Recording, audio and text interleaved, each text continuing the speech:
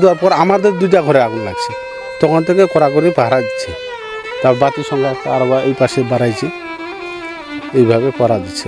আর current চলে গেলে তো আমরা মনে করবো যে কোনোখানে আগুন লাগছে।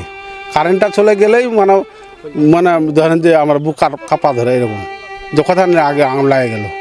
আমি যে উত্তরা বাজারেও থাকি, কারেন্টটা চলে গেল হুট করে, আর বাস।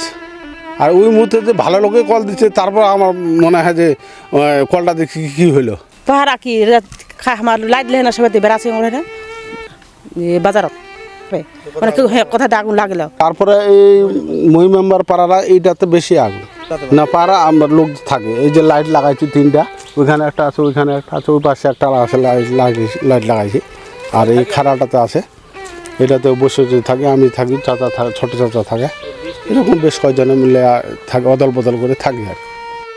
এ ঘটনার পর এলাকায় নিয়মিত পুলিশ টহল দিচ্ছে বলে জানিয়েছে স্থানীয় প্রশাসন। তবে এই অবস্থা থেকে মুক্তি চান পুরো গ্রামের মানুষ।